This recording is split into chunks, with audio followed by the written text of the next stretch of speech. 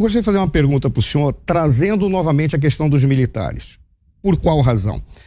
Eu posso lhe explicar por que os militares lhe apoiaram tanto.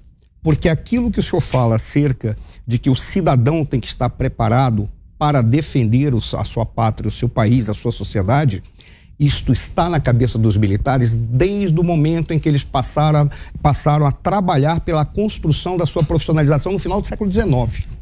Por exemplo, o senhor citou o Pandiaca Lojas. O Pandiaca Lojas, ele veio a reboque da missão francesa, ele assumiu no momento da missão francesa em 19, mas que já teve todo um conjunto de missões e tentativas de profissionalizar.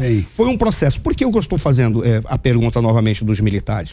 O que o senhor fala é o controle objetivo das Forças Armadas, ou seja, os militares fazem a guerra, os militares são preparados para a defesa. Olha, eu digo o seguinte, a melhor maneira de tirar os militares da política é envolvê-los na defesa. Exatamente. E o problema é que os governos civis não fizeram isso.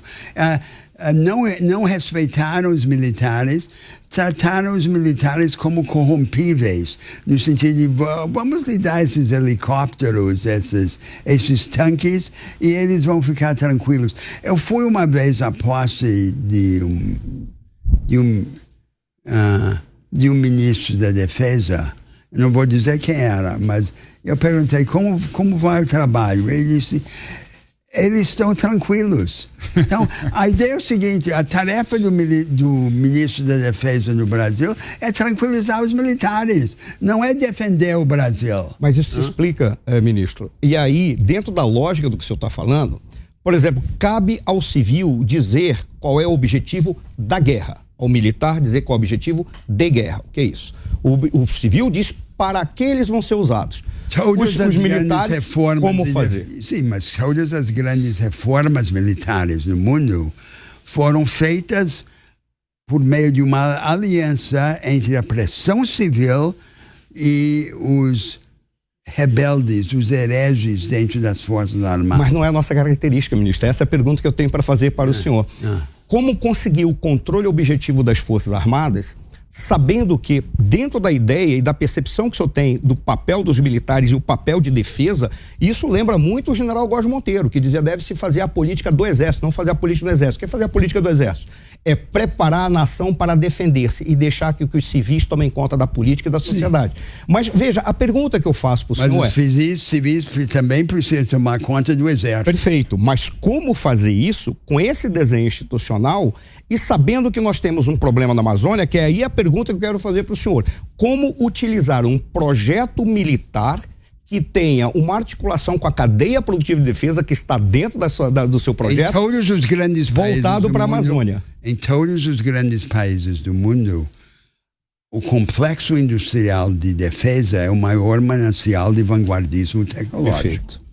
Então nós, entre as outras razões para ter uma estratégia séria de defesa, é organizar isso, é ter dentro da defesa a vanguarda tecnológica que nós teríamos de ter. Estava no seu planejamento estratégico, eu lembro. Exatamente. Eu acompanhei o seu planejamento. Público e privado, e quando eu entrei lá, eu vi que as nossas forças, como Exército, tinham pesquisa avançada, por exemplo, na ciência de materiais, no Centro Tecnológico do Exército, e produção primitiva. Então, a pesquisa avançada não tinha vazão produtiva, e a produção que havia não tinha base científica ou tecnológica. Havia um descasamento entre a produção e a ideia. E isso se repete em todos os setores.